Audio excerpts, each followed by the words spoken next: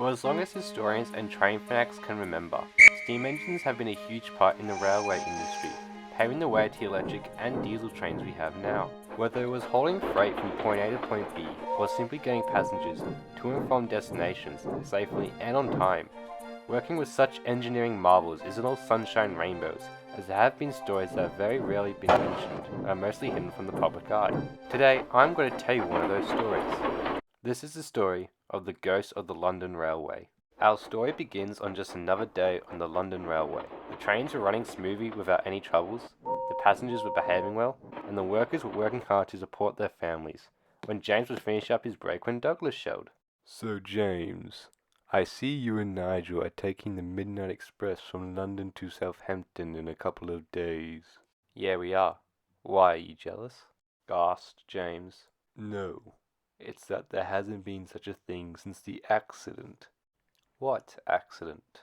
Well, once, many years ago, before I even thought about being an engineer, there was a driver and fireman who was scheduled to take the Midnight Express train from London to Southampton. During this time, it was the middle of World War II, when Italy surrendered to Allied forces. Germany didn't look like it was slowing down anytime soon, and everyone was on high alert, not knowing if the person next to them was a spy for the enemy or not. So when the time came for the crewmen to make their way to the engine, Princess Alexandra, and take her to Southampton, I warned them about the danger of not knowing if there's an enemy spy under their nose, especially in the thick of night when there's only the moon lighting the way. But unfortunately they took no note. After the last coach door slammed and the guard blew his whistle, the train left, not knowing it would be their last journey. At first, everything seemed fine, with little to no trouble stopping the train, but for reasons we'll never know, the train went off course and headed towards the unfinished suspension bridge, where the driver slammed onto the brakes, but it was too late.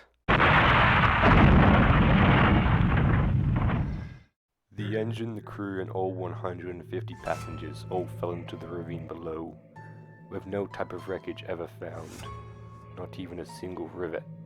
But, it is said, every year, around the date of the accident, when the night shows a full moon, and the clock strikes midnight, Alexandra and her crew are put back into service, hoping to reach the other side of the bridge.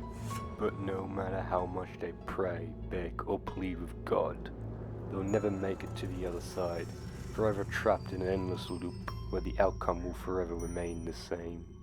Nice story, old man. It sounds like one of those stories parents tell their kids on Halloween, or make them scared to behave, or something in that sort of situation. James dismissed. You really didn't listen to a word I just said? I get it. You're getting old and crazy, I'm young, and you're jealous that me and Nigel get the first Midnight Express in years. Now, if you don't mind, my break is finished, and Nigel is waiting for me somewhere, and I don't want to be late, rudely exclaimed James. They'll never learn, will they, Douglas? Oh, they'll learn. This time next week they'll be in disbelief. The Midnight Express is an overnight passenger train that travels from London to Southampton without making any stops at stations in the dead of night. During this trip, the passengers get to enjoy the most luxurious services that most regular services don't offer during the day. With this service, the smoothest and safest crew are picked for the job. For some, it is an honor to be called the smoothest and fastest, while others mostly see it as another source of revenue that takes advantage of the fact that planes and ocean liners cannot do or simply don't want to make the trip. For nearly 12 years, for reasons we may never truly know, the Midnight Express service wasn't offered to the public. But tonight, that was all about to change. James was in the break room when Nigel noticed he wasn't his usual self, and went to check up on him before the big trip. Hey man, are you alright? You don't seem your usual self. Usually you'll be cracking jokes and trying to have a positive mindset. Yeah, I'm fine. It's Douglas's story. It's making me paranoid. James told Nigel about Princess Alexandra and how he's worried that they might encounter the train's ghosts. Wow, really? That's probably a story Douglas made up, because he's jealous that we have the service tonight and he doesn't. I don't know, Nigel. The way Douglas told me about it, he seemed serious. At first, I didn't believe it, but when I did some digging afterwards, I noticed some of the records were either missing or looked like they didn't make any sense. As well as that, Douglas doesn't have a reputation for lying about events that take place around here. Mate, relax. You're reading too much into it. You'll feel better after the journey. Almost immediately after saying that, Douglas walks in, making sure he packed all of his things before he left for the night. Tonight's the big night, fellas. Are you going to see Princess Alexandra in service tonight? What is up with you, man? You're usually happy and supportive, but ever since we landed this Midnight Express gig, all you've ever been doing was go on and on about this ghost train. I'm sorry, but I'm just warning you. You'll never know what you'll experience out there. Whatever, man. It's time to get back to our engine. Our God is waiting for us. If only I can tell you, Douglas whispered to himself. Despite the fact that Nigel told off Douglas for constantly talking about the ghost train and not believing the story at first, James still can't help but feel a little uncomfortable. But still, he tried to keep his head up and focus on the journey. But after the last door on the train closed, the guard blew his whistle, the last kisses and waves were waved in kiss, which meant the Flying Scotsman was ready to go.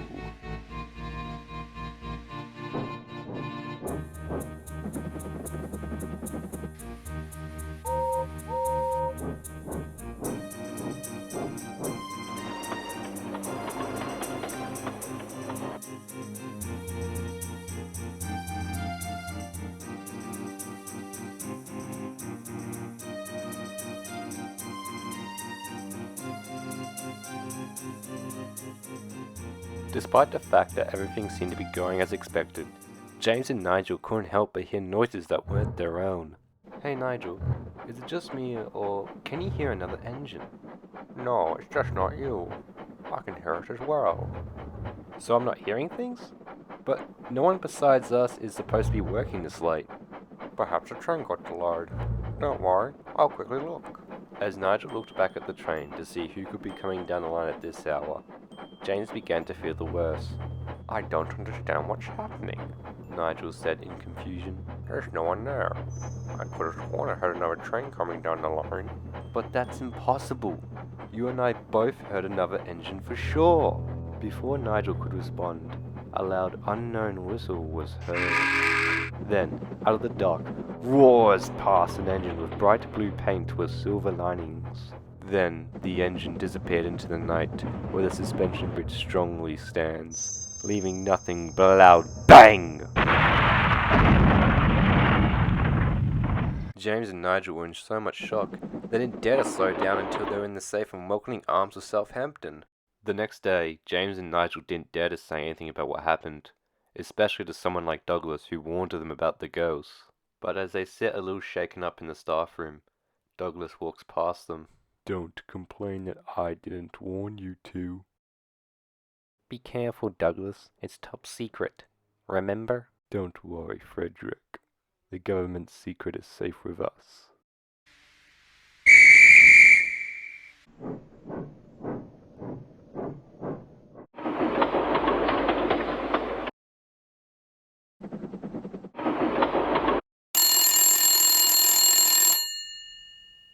Signal box.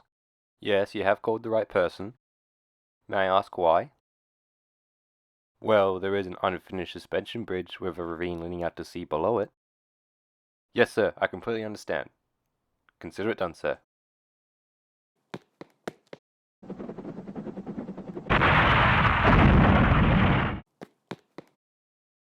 Hello, sir, it's me. Yes, sir, it's done. Thank you, sir.